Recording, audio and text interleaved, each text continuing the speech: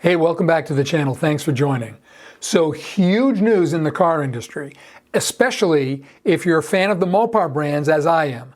And that the Mopar brands, of course, being Dodge, Chrysler, Jeep, and Ram. That's what's left of them.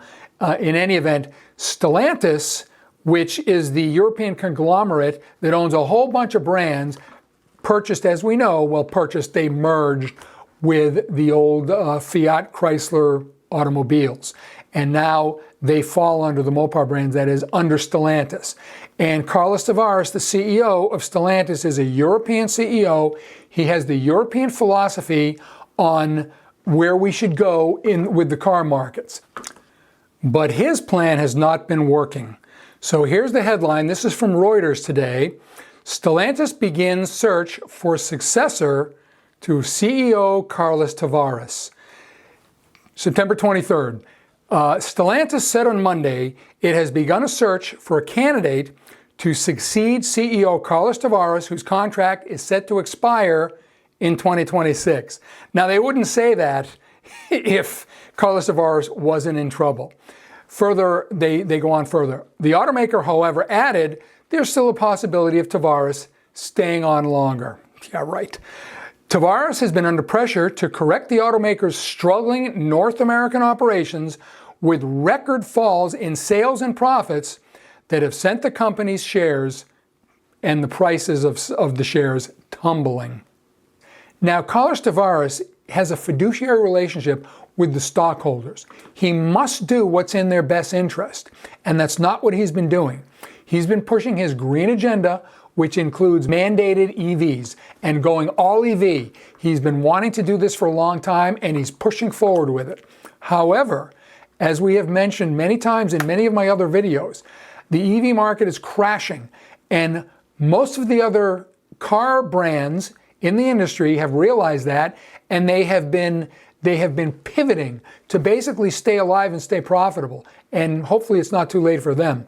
General Motors has decided they're not going to keep with their plan to go all EV by, I can't remember if it was 2030 or 2035.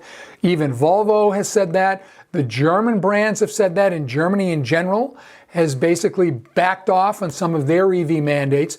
But Carlos Tavares has not done that. And therefore, the Chrysler brands, the old Chrysler brands, are going down the tubes. Sales are pitiful. And what they have coming, EVs, is not going to sell. And basically, they have been late with those as well. We know now that we have that EV charger, which is supposed to come out in late 2024. It hasn't yet. And they're so overpriced. No one's going to buy them.